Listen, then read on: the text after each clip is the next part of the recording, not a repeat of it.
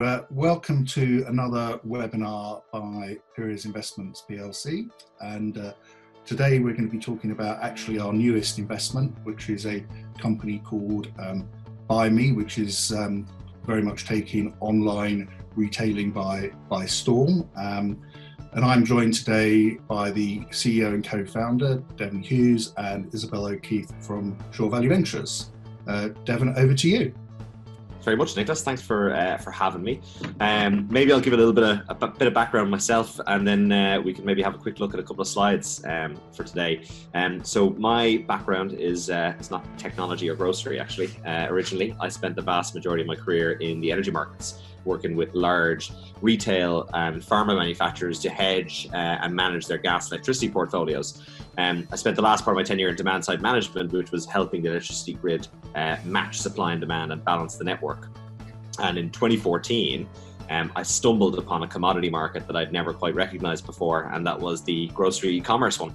At that time, it was worth £9 billion total spend online grocery across Ireland and the UK, but it was losing £300 million a year as an aggregate loss. And for me, at a market level, there was just a very clear dysfunction, exacerbated by the fact that when you looked at the long-term demand curve for online grocery, it was going to double to nearly 20 billion in just 10 years. And so that was kind of the stage that set us on our journey in terms of Buymie. So I have a couple of slides, which I'm more than happy to take you guys through. Great, excellent. I'll give you a little bit of an overview of the company itself. So at a very high level, Buymie is a free-to-download app across iOS and Android, where consumers can order grocery and household items from large retail partners like Tesco and Lidl today, and have their items delivered store-to-door in as little as an hour by their very own personal shopper. For this, we charge a flat delivery fee of $4.99, and we also then have a plus membership model that allows our members to subscribe on an annual and monthly basis and get free delivery on certain basket sizes. We're about 30% cheaper than visiting a traditional convenience store, so your local corner shop or a Eurospar or a Centra or a Londis, but we have the product assortment of your large supermarkets and the pricing. So we're more convenient than traditional e-commerce platforms, where our primary focus, up until recently with COVID, has been focused on same-day grocery delivery, which is where the vast majority of the consumer trend is moving. And we also have a big focus on reducing environmental impact of grocery shopping through a technological infrastructure. And so, up until, I would say, probably last year, our mission as a business was survival, if I'm very honest. But as the business has reached a new stable state, we've focused on kind of driving and channeling a mission that's more focused on driving sustainability and efficiency within the supply chain and last mile of grocery. And we do this in a couple of ways, which is, reducing packaging and removal of single-use plastics from the supply chain, because all of our shoppers use designated equipment and reusable canvas bags and insulated bags. We reduce private car journeys, and so obviously, the trend away from private car ownership in urban and suburban areas is that we also facilitate that world without a car, by allowing consumers better access to their favorite retailers and delivery slots that work within their schedules, and then also helping switch from diesel to electric. As we grow a large network of personal shoppers that work on the Buymie platform, we'll be working on ways in which we can shift them away from diesel and fossil fuel cars into electric vehicles, as many of the urban suburban markets that we're going to be launching in and expanding into have certain emissions targets by 2030. So that's a part of our long-term vision and mission as a business. I'll give you a quick snapshot on the team. So we are half Armenian business. I started the company, started working on the business in 2014 with my co-founder Art. He's based out of Yerevan and runs our office there, where we have 8 very, very talented full-time employees. And in about 2.5 years ago, we added our third executive leader to the team, Kevin Hughes. Kevin was employee number 3 for Airbnb Europe. He went from 3 employees and helped scale Airbnb to 500 in Dublin over 4 years. He then did a 2-year stint with Google, working as part of their conversion optimization team, working with some of the largest advertising companies in the world, like Nespresso, Netflix, etc. About a year ago, as we were starting to really move into a hyperscale period, we decided to bring in our first CFO. Nick Lawson has joined us. He's currently interim and does about 5 to 6 days a month with us. And Nick has revamped our entire financial back end. Nick was the CFO for Gusto for about 3 years and helped lead Gusto through 2 very large funding rounds and grew the business to 150 million turnover a year. And then from an operational standpoint, we wanted to be able to scale our shopper network with the demand that we've seen in the market. And to do that, we brought on Ollie Reynoldson, who's our general manager for Ireland, UK, and leads our operations and expansion plans. Ollie was employee number 60 for Deliveroo, joined them just after their Series A, and was tasked with launching many of Deliveroo's markets in the UK. He launched about 30 of their cities. And so, yeah, we have a very broad, I would say, skill set across the team, with all very relevant backgrounds and experiences that have been tremendously valuable to us in the last number of years. One thing to really understand about Buymie is that we are a grocery specific platform. So that means that we're not interested in hot food delivery, delivering a Starbucks or iPads. All we care about is grocery as vertical, and everything that we do, every investment that we make and technology that we build is for that industry specifically. And so with that, we've built a very industry specific board and leadership team. Some of you will know Eamon Quinn. His family owns Super Quinn, which is one of the largest grocery retail groups in Ireland, which was sold in 2007. Super Quinn was the very first grocer to bring online grocery to Ireland in 2001. And so he really understands the fundamental challenges that come with brick and mortar retail trying to win in this online channel. We also have Scott Weavers-Wright, who is the ex-CEO for Morrisons.com. Scott built and sold one of the largest children's e-commerce platforms, kittycare.com, which was sold to Morrisons in 2013, where he went in and led their online transition for 2 years. He's since left and started his own venture vehicle called Hatch, who have led our seed round and have been active investors in Buymie over the last number of years. And then finally, the more recent addition is Jan Harley. Jan was one of the founding partners for Unilever Ventures, which was a £600 million venture fund run out of the FMCG industry, focused on e-commerce and technology and consumer businesses. Jan was one of the lead investors who led a $20 million investment into Instacart in the United States. And so it was a really deep understanding of this industry, and now sits on our board as quite a strategic member of the team. So I wanted to give you guys a little bit of a snapshot, and I think this slide is really interesting because if you look at this is Jan 2017 to Jan 2020, April 2020. And I think what's really interesting is two things. One, it looks like I did no work between 2017 and 2018, but I can assure you there was lots of groceries delivered. And in my first, 12 to 18 months of starting Buymie, when we launched in February 2016, I was actually our first grocery delivery person, and I did about 1,800 deliveries myself as we built out the infrastructure and supply chain. But what's really interesting here is that you can see where the market shifted, and it really shifted in Q4 2018. And the catalyst for that was the Amazon Whole Foods deal. Amazon acquired Whole Foods in late 2017. And that really triggered an entire event across the global market in terms of the perspective that industry had on the trajectory for e-commerce at that point. We've been experiencing a rapid growth curve over the past 18 months, and even pre-COVID. And I think that's an important thing to take into account here, is that COVID has certainly changed the landscape of grocery, but we were already in quite a significant growth channel prior to that. 2019 is where we really kind of let the horse out of the cart, and this was driven by us signing our very first flagship enterprise retail partnership with Middle Ireland. And in that time, we became the very first independent e-commerce platform to not only take the largest grocer in Europe online, which is Lidl, but also to combine two of the fastest growing channels in FMCG. Number one, online; number two, discount. And this is a really interesting combination, and it's the first time this combination has ever been successfully scaled out in the FMCG market. In terms of how the app works, customers will download the Buymie platform. They'll then be presented with retailers that are available within their location that we've partnered with or mapped. They choose a retailer, and from that point on, they're in a branded retail experience, although they're still within the Buymie infrastructure, and we facilitate that order process for picking and delivery end to end. But once they're presented with they've chosen the retailer, they're presented with a category selection where they can choose the items that they wish to purchase. Once they've placed that order is then fed into Jarvis. Jarvis is the core IP that sits at the very center of the Buymie platform. When we went to the market in 2016, we wanted a license, being very honest, a logistics engine, a logistics algorithm that would help us manage the real-time variables that are involved in grocery fulfillment. And what we found out very quickly is that there's lots of companies out there that can do routing optimization for very static delivery, scheduled processes, delivery A to B, a couple of days ahead with a couch.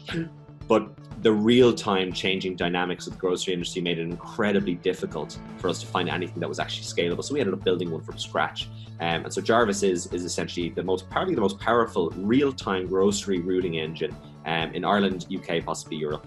And so what happens is that when an order comes in, Jarvis is at all times monitoring everything that's happening within the physical retail environment. And what I mean by that is things like weather patterns, traffic conditions, how many items has the customer put in their basket, how many shoppers are available on the network, what other orders are in the network, on-shelf availability, etc.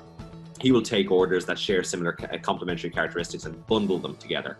That bundle is then sent to one of our independent shoppers. You can see Marta here on the right. Marta will receive that order and accept it, and then she'll be routed to the most optimal retail site to fulfill that bundle on behalf of our customers. So Jarvis will choose the very best retail location based on all of the variables that are at play. At that point, Marta will use specially designed shopping equipment, trolley separation bags and insulated chiller bags to pick, pack and prepare the order on behalf of her customers. She'll use a specially designed shopper app, which we've built, that removes all of the headache from the process and allows her to just do it as quickly, efficiently and as accurately as possible.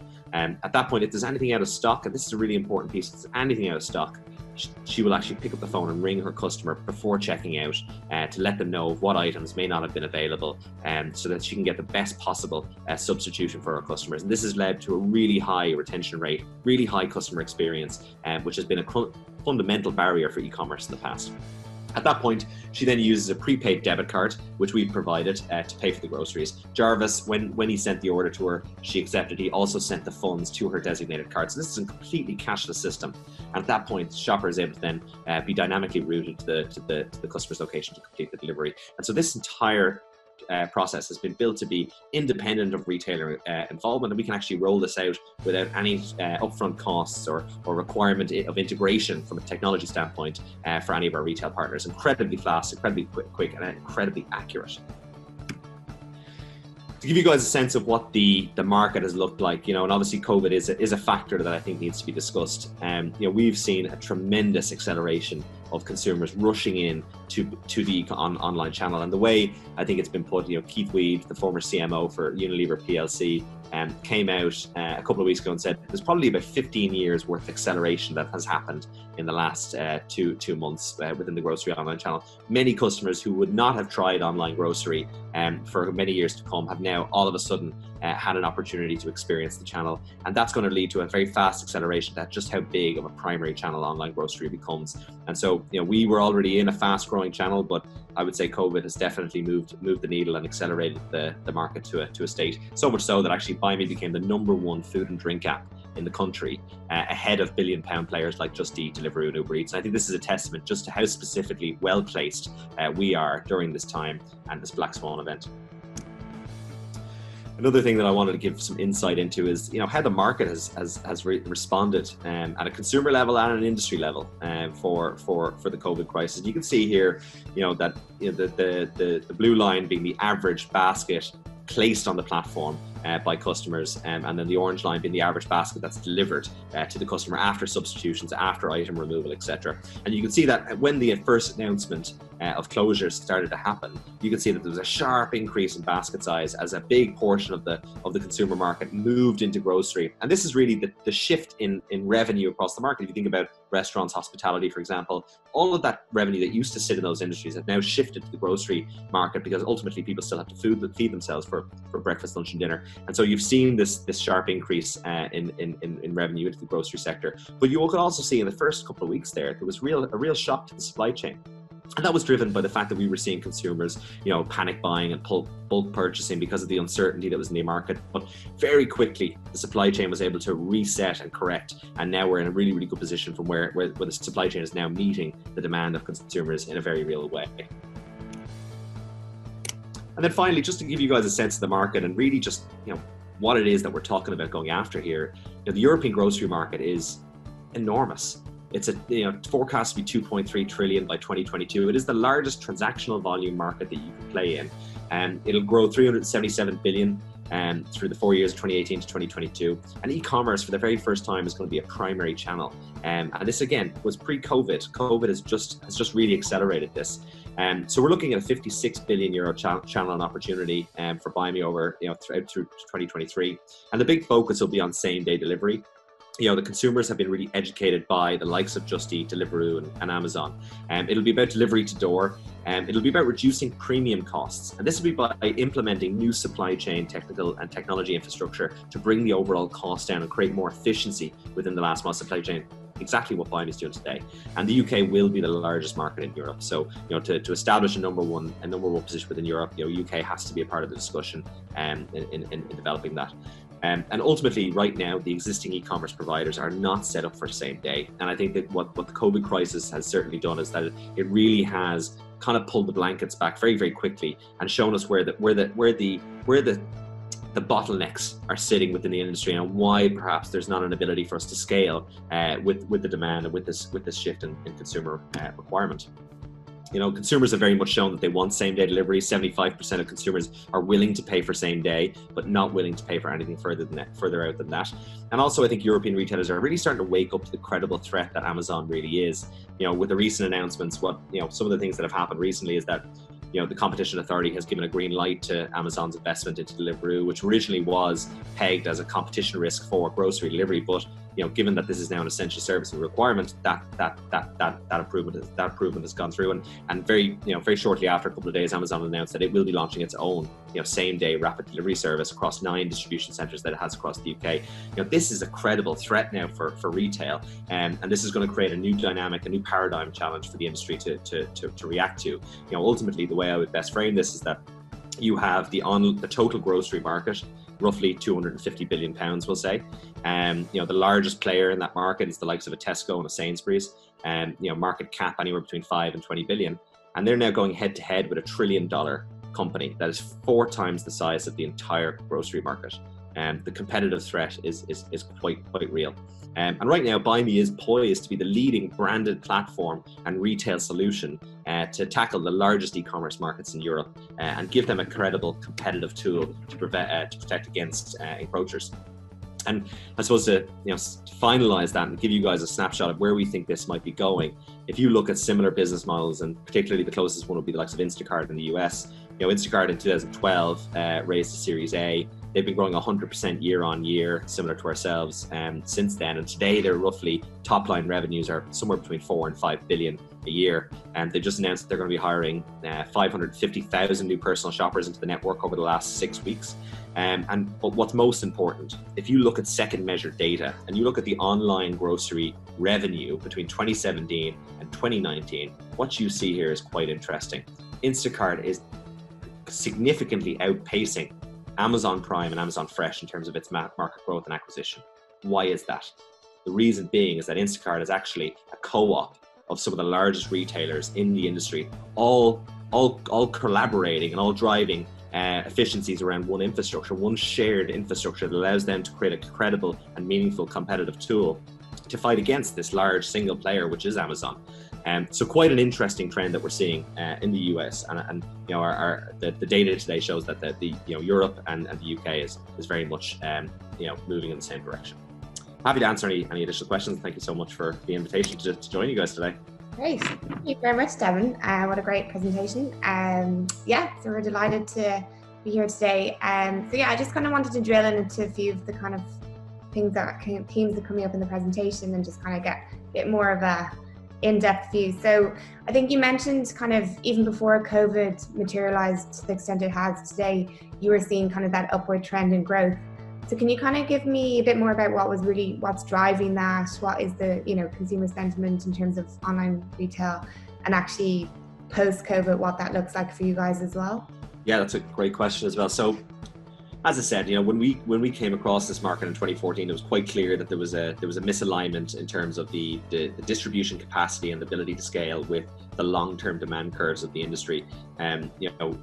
20 billion of growth. And best way I would put it is that if you look at a rapidly expanding market, which is going from 9 billion to 20 billion, with heavily compounding losses, 300 million pounds to 500 million pounds, in a very short window of time, any free market economist will tell you that that market is very likely to experience a correction. That was our anticipation when we looked at just the fundamentals of the market and where the dysfunction was sitting.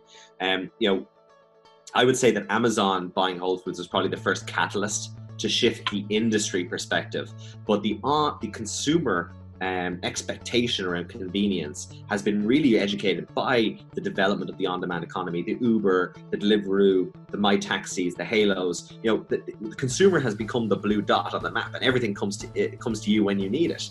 And that's not what the grocery sector had been initially built around. We were built around, you know, vertically integrated, linear distribution models, you know, vans and distribution centers with a 2 or 3 day delivery window. And so there was a real disconnect between those two things. And I think that's the primary driver from a consumer standpoint, then looking at what that means more fundamentally for the industry as a whole. When you take COVID into account, COVID was like throwing a petrol can onto an already blazing fire. And all it has done is really turned up the heat for all stakeholders, and it is really starting to drive an acceleration of the market. And the way we would look at it is that there's going to be, you know, significant short-term implications for almost every single industry really has been touched, for better or worse, by the COVID crisis. But what we're going to start seeing is very quick shifts in the landscape as stakeholders start to reassess and readjust for the market challenges that they're faced with. You know, I think looking at the medium term for COVID, I think ultimately what's starting to come out, and we've been paying very close attention to, you know, to as many industry reports and healthcare insights that we can, is that, you know, we're probably about 18 months away from a real vaccine.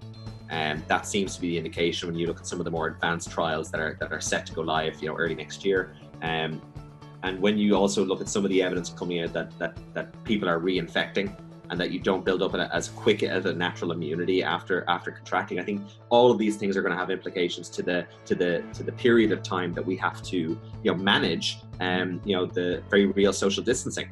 And with that, when you look at the grocery sector, you know, sending hundreds of people into a small condensed area where they're all touching and handling things, just obviously is quite a high risk environment. And so I really think that we're going to have to think about what does this mean for the medium and long term of the industry at an operational level because of COVID. And then the other side of it is, what does that do to the consumer behavior patterns? Because, you know, if you have these consumers falling into these new habits, new routines for an extended period of time, more or less you're going to see these people actually change the way they shop forever. And so that's, you know, some of the things I think we could look at is what is some of the data coming out of China. And I believe some of the early indicates that at least 20% of the consumers that have gone into the online channel throughout the COVID crisis have remained in the online channel. And I think these are all interesting externalities to take into effect. Absolutely, great. So Devin, one of the key kind of interests when we looked at your business from an investment perspective was your use of technology within your platform and how you've optimized that. And I think, you know, I'd love to hear a bit more about Jarvis and kind of, you know, you mentioned about how you did initially look to buy something off the shelf, but there was nothing fit for purpose. Yeah, so I think Jarvis is probably the most exciting part of the business. And this is really going to be a long-term investment and an area for focus for us for the foreseeable future. The way I would put it is that when you look at the way the world has shifted, the world has changed at a high level over the last decade to 2 decades. You know, we have seen a fundamental shift in the way economic activity is managed. We've moved from the organizational economy of the 20th century, where most economic activity was managed and facilitated by large institutions, large corporates.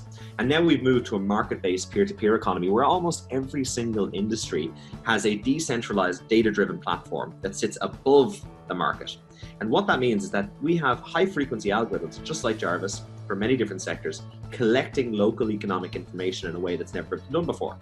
The way Jarvis works for the grocery industry specifically is that as our consumers join the platform, we have 2 stakeholders that create what we call the core transaction. And that's our personal shoppers who create the service and our consumers who consume it.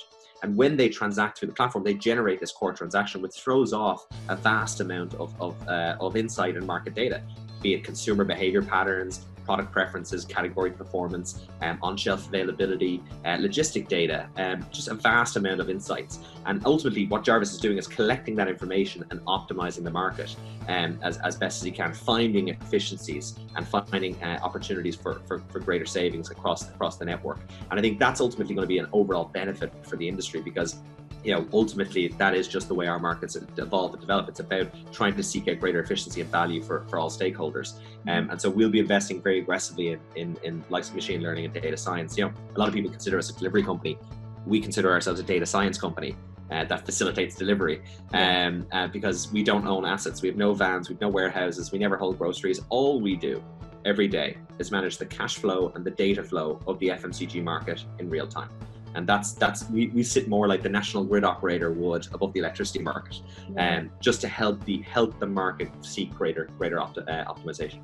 And I think on that point as well, you know, traditionally businesses such as yourself, marketplaces, very consumer-oriented businesses tend to quite require a lot of cash, and actually getting to kind of a unique economics that makes sense requires a huge amount of work within the business to do that. And I think Jarvis and your optimization in terms of costs is a real way that you see that happening, and you're already seeing the results of that as well, I believe.